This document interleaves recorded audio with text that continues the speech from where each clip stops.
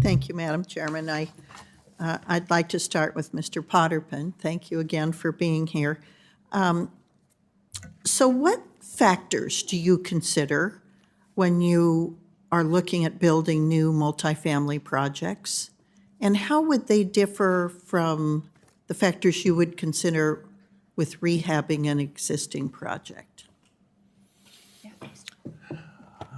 Well, we would start with looking at the market, and then we would look at the resources that we have. I mean, we consider almost exclusively affordable housing, and it depends on the financing sources that you can get in that market, whether that's a 9% tax credit, a 4% tax credit. Those are two of the strongest tools we have, or other subsidized financing. What can we stack? What can we layer? And then with that, can we build something and afford and charge rents that are affordable to that community?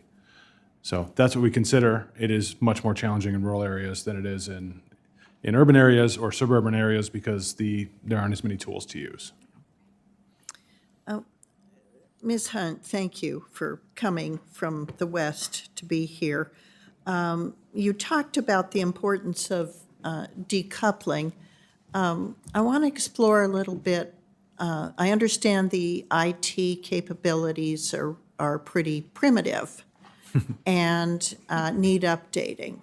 And so one of the other things that I read about this is that more personnel is needed.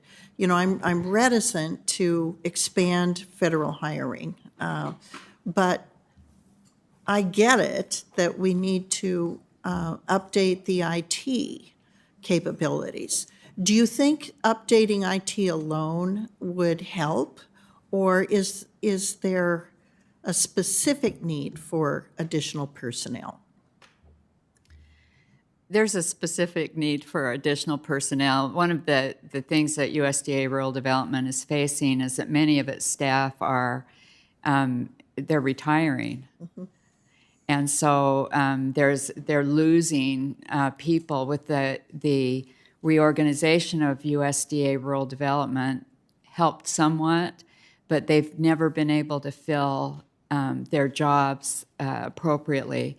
So what happens is that any servicing that is needed, either on your loan or for a new loan or for an acquisition of an existing property, takes so long because there just isn't adequate personnel to get the job done. So additional personnel is a critical need. IT is also a critical need, but it takes human beings to work that IT. Yeah, well, that's a good point. I want to turn now to Ms. Mavity. You mentioned Indian housing, mm-hmm. correct? Mm-hmm. You know, there's a difference in dealing with Indian trust lands and non-trust lands, and I think a lot of the tribes in the West are on trust lands. Mm-hmm. Fewer in the East are on trust lands. Does it make a difference in these programs, whether it's trust or non-trust lands?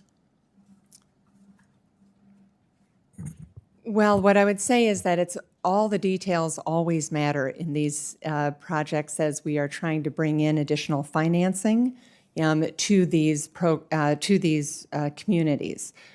One of the things that we are particularly excited about through this native CDFI pilot, that it has demonstrated that it actually can work effectively.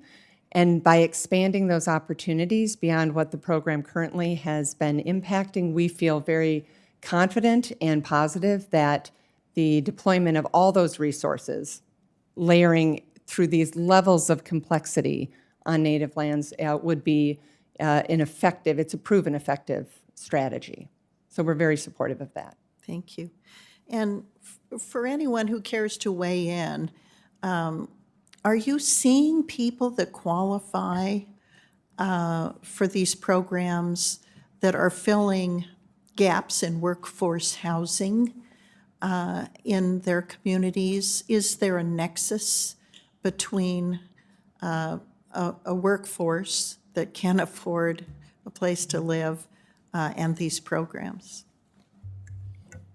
I'm glad to go forward, Senator, in that we're talking about workforce housing in fundamental ways here. The programs we're talking about of 515 affordable has working poor in them.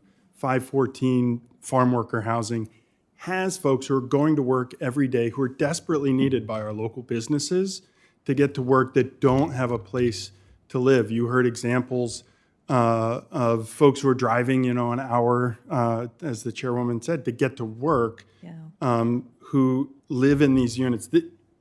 Fundamentally, this is workforce housing, and it's the most vulnerable folks in the workforce, right? So if we're to make changes to address workforce housing, this is a tranche of properties that we don't often see private finance coming in to sustain. So it has to be a little bit of government help with a mix of the way we get this done if we're ever going to be able to keep the places that not just the woman with CF who was described so dramatically before can live, but the folks who go to work every day from these properties. Thank you all kindly for being here. Appreciate your hard work in this area. Thank you, Madam Chairman. Thank you so much.